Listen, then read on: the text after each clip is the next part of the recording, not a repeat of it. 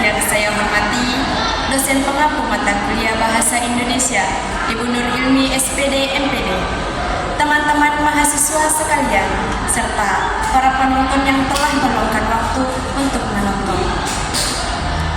Pertama-tama, marilah kita panjatkan puji syukur kehadirat Allah Subhanahu wa Ta'ala, karena atas rahmat dan karunia-Nya kita masih diberi kesehatan dan kesempatan hari ini dalam keadaan sehat walafiat.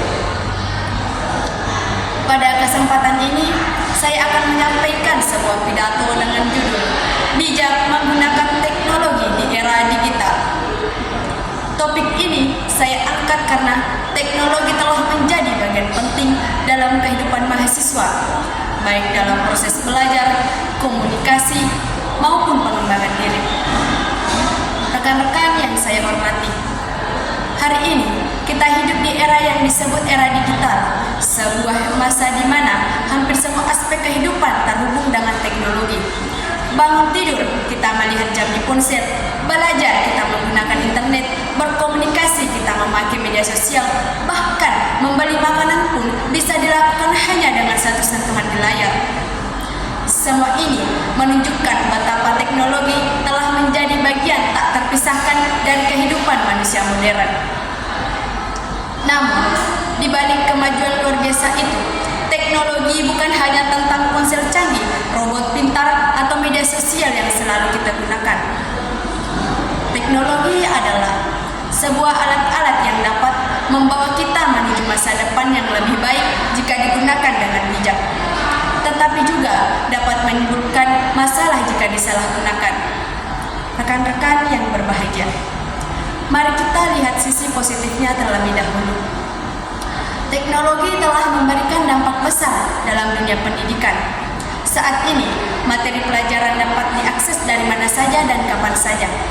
Kita belajar melalui video pembelajaran, membaca jurnal internasional, hingga mengikuti kursus dari universitas di luar negeri tanpa harus meninggalkan rumah. Teknologi membuat informasi menjadi lebih terbuka dan mudah diakses oleh siapa saja. Ini adalah keuntungan besar yang tidak dimiliki generasi sebelumnya. Tidak hanya itu, teknologi juga memberi manfaat besar dalam bidang kesehatan.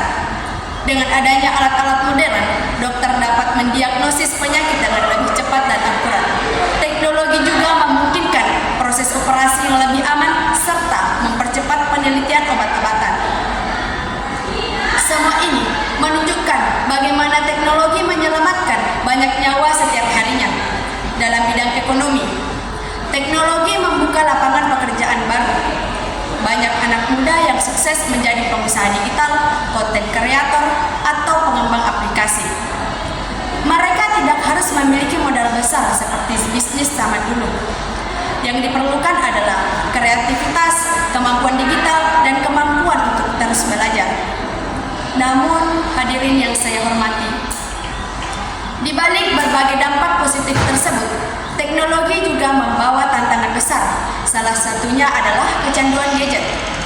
Kita semua tentu pernah melihat atau bahkan pernah mengalami sendiri bagaimana seseorang bisa menghabiskan waktu berjam-jam bermain game atau scrolling media sosial tanpa sadar waktu.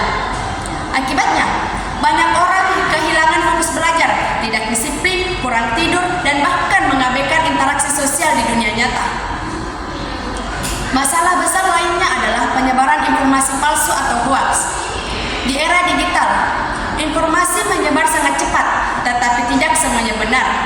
Banyak orang yang mudah percaya tanpa mengecek kebenarannya, sehingga menimbulkan kesalahpahaman bahkan konflik. Disinilah peran kita sebagai generasi muda. Kita harus mampu menjadi pengguna teknologi yang cerdas dan kritis. Selain itu, maraknya perundungan digital atau cyberbullying juga semakin mengkhawatirkan. Dengan teknologi, orang bisa menyakiti orang lain tanpa harus bertemu langsung. Komentar negatif, hinaan, atau penyebaran foto tanpa izin dapat merusak mental seseorang. Kita harus ingat bahwa teknologi seharusnya digunakan untuk membangun, bukan merusak. Setiap kata yang kita tulis di internet mencerminkan siapa diri kita. Rekan-rekan sekalian, oleh karena itu, Ada 3 prinsip penting yang perlu kita terapkan dalam menggunakan teknologi. Yang pertama, gunakan teknologi untuk hal-hal positif. Jadikan teknologi sebagai alat untuk belajar, mengembangkan bakat, atau bahkan menciptakan inovasi. Gunakan media sosial untuk berbagi hal-hal bermanfaat, bukan untuk pamer, menghina, atau menyebarkan kebencian. Kedua, kendalikan waktu penggunaan teknologi. Batasi waktu bermain game, tonton video sesuai kebutuhan, dan jangan biarkan gadget mengganggu kewajiban utama kita sebagai pelajar. Teknologi seharusnya membantu kita, bukan menguasai kita. Ketiga, bijaklah dalam menyebarkan informasi. Sebelum membagikan sesuatu, cek dulu sumbernya. Gunakan prinsip think before you click. Pikirkan sebelum menekan tombol kirim.